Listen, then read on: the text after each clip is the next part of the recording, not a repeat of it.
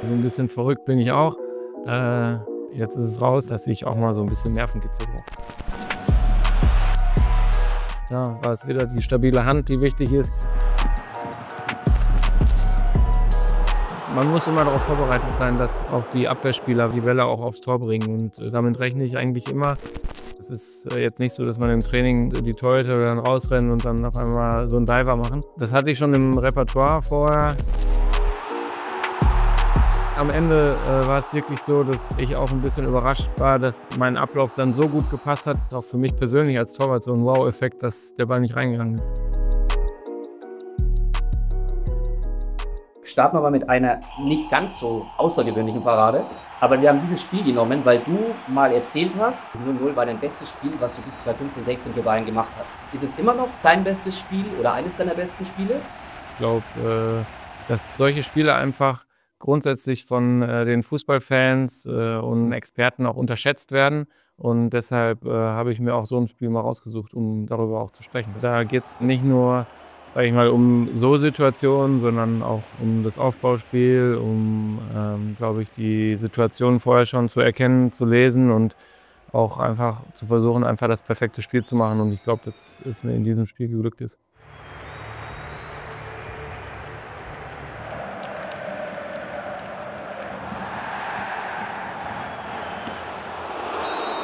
War ja schon eine Phase gewesen in dem Spiel, gerade in der Anfangszeit, wo wir jetzt nicht die Oberhand hatten und wo wir so ein bisschen diese Nervosität einfach drin hatten, gerade weil es gegen Dortmund ging.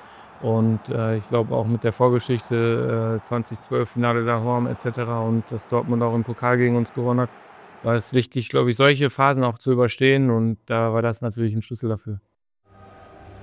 War der Supercup, ich glaube in Prag haben wir da gespielt, und es war, glaube ich, entscheidend auch, dass wir gerade dann nochmal die letzten Minuten dazu nutzen, auch viele Chancen zu kreieren, und ich habe einfach versucht, auch offensiv dann mitzuspielen, und dadurch, dass wir dann später noch Standardsituationen hatten, vielen 16er waren auch gegen Chelsea, dann war das auch unabdingbar, dass ich versuche, einfach nochmal ein bisschen offensiver zu spielen, und das kann man schlecht trainieren, muss ich ganz ehrlich sagen, weil es ist jetzt nicht so, dass man im Training einen 20-Meter-Flugball oder 30-Meter-Flugball spielt und die Torhüter dann rausrennen und dann auf einmal so einen Diver machen. Das hatte ich schon im Repertoire vorher, ist auch mal vielleicht nicht geglückt, aber grundsätzlich ist es dann nur angebracht, wenn es auch gefordert ist, und zum Glück war es in der Situation auch sehr erfolgreich.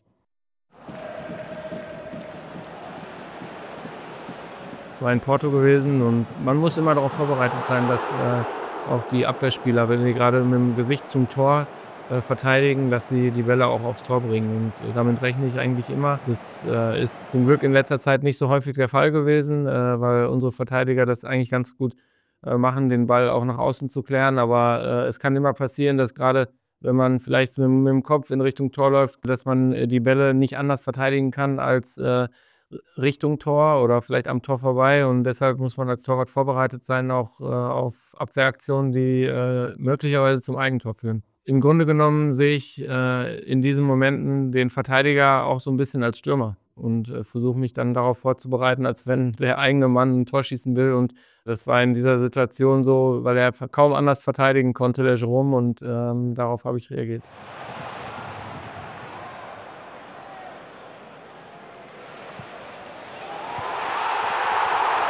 Ich muss sagen, am Ende war es wirklich so, dass ich auch ein bisschen überrascht war, dass mein Ablauf dann so gut gepasst hat, dass ich den Ball auch ja, mit einer starken Handhand verteidigen konnte. Und wenn man den Spieler außen noch betrachtet, der hat schon gejubelt. In den Bildern siehst du es dann später, aber während der Situation denkst du da natürlich nicht dran. Aber später habe ich gesehen, dass der Arsenal-Spieler rechts außen dann schon gejubelt hat, weil er gesagt hat, der Ball ist drin, und da freut man sich dann noch ein bisschen mehr. Ich glaube, da war es einfach wichtig, nicht abzuschalten, im Ablauf zu bleiben, den Schwung mitzunehmen und dann, wie gesagt, die starke Hand einfach zu haben. Und am Ende war das auch für mich persönlich als Torwart so ein Wow-Effekt, dass der Ball nicht reingegangen ist.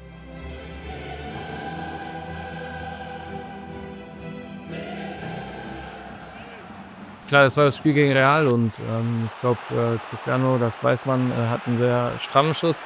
Und ja, man merkt das ja dann in den Interaktionen, wenn man sich dann nochmal anschaut oder so, dann hat man bei ihm auch gemerkt, so, dass er extrem überrascht gewesen ist. Der hätte ja theoretisch auch so geblockt werden können, dass ich weiß nicht, ob es Benzema da auf der rechten Seite ist, der dann da stand und den dann einschiebt, aber dass ich dann auch wirklich so eine starke Hand hatte und den Reflex dann hatte dafür, dass dieser Ball nicht untergebracht wurde im Tor. Ja, da waren wir alle happy. Also das war die schwierigste Zeit gewesen. Ich glaube, ja, da stand so ein bisschen auf der Kippe, dass ich überhaupt noch mal zurückkommen kann. Und das war, glaube ich, 2017, 2018. Und das war, glaube ich, so ein Schlüsselmoment für mich, auch mit Hilfe der Medizinern und mit ja, viel Geduld auch mit meinem Körper umzugehen. Und das war sehr, sehr entscheidend, dass ich da auch cool geblieben bin und einfach daran gearbeitet und geglaubt habe, dass es dann für mich weitergehen kann.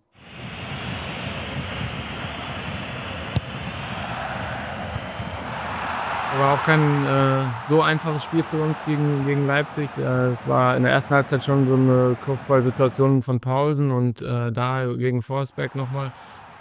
Im Grunde genommen rechnest du auch nicht unbedingt damit, dass er sich den zu weit vorlegt, weil Forsberg ist ein feiner Fußballer. Ne? Das passiert ja vielleicht bei welchen, die jetzt technisch nicht so versiert sind, aber ich habe mich schon darauf vorbereitet, dann eine 1-gegen-1-Situation dann zu halten und verschärfen. Und im Grunde genommen gibt mir das jetzt recht, aber hätte ich damit gerechnet, dass er sich den zu weit vorlegt, hätte ich schon eher attackieren können auch. Das waren Schlüsselmomente dafür, dass wir dann in Berlin auch ja, den Pokal gewonnen haben. Da müssen wir unbedingt wieder hin und das hoffentlich im nächsten Jahr.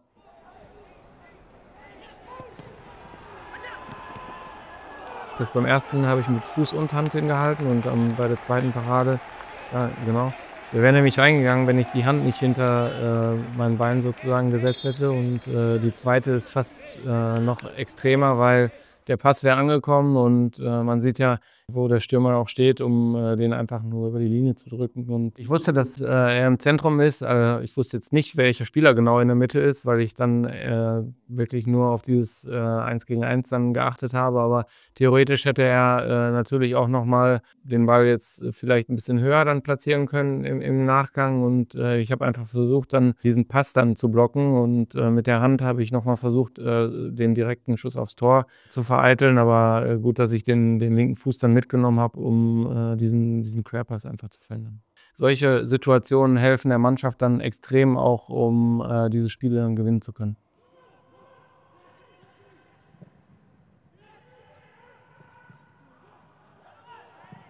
Ja, das war relativ wild, weil ich schnell aufstehen musste und mich groß machen musste. Und es war, glaube ich, so 3 Wochen nach einer Knie-OP von mir, als ich da das Spiel dann wieder gemacht habe. Und da bin ich eigentlich ganz gut zurückgekommen.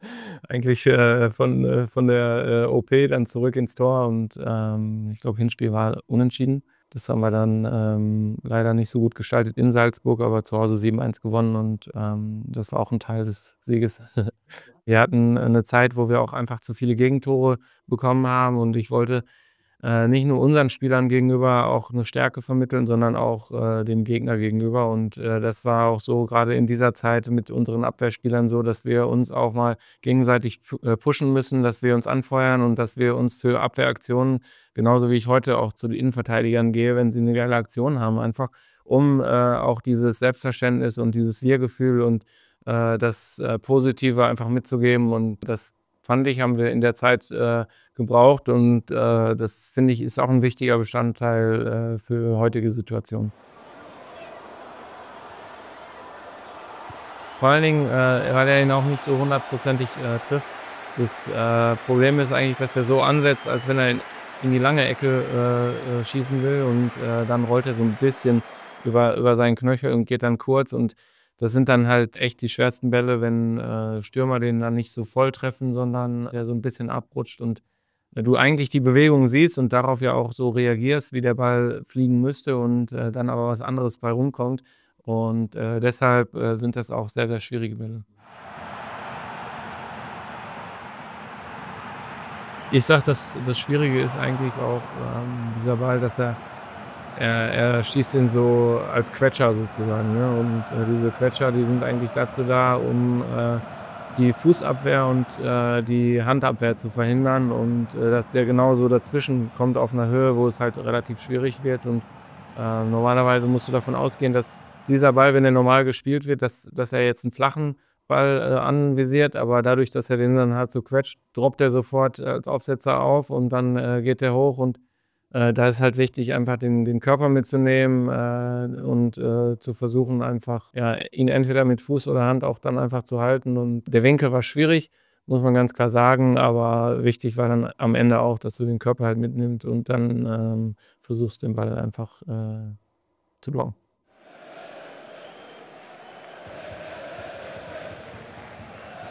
Also das Problem war, dass Arsenal hat uns immer auf unsere linke Abwehrseite geleitet und der Aufbau fand die ganze Zeit über Eric Dyer auch statt und sie wollten uns so ein bisschen isolieren auf die Seite und deshalb war es halt schwer, die rechte Seite zu bespielen. Ne? Und das ist uns in der Situation geglückt, auch wenn es ein bisschen skurril ist, dass man mal so eine Aktion hat und musste mir auch lange was anhören von Kai Havertz, weil er sich dann beschwert hat, warum ich solche Faxen machen würde. Und zum Glück hat uns das auch geholfen, um dann am Ende ein Tor zu erzielen. Braucht man schon auch ein bisschen Selbstbewusstsein. Ja, ich meine, früher hat man ja auch schon gesagt, Torwart und Linksaußen, also so ein bisschen verrückt bin ich auch. Jetzt ist es raus, aber das wissen unsere Spieler, die mich kennen, dass ich auch mal so ein bisschen Nervenkitzel brauche.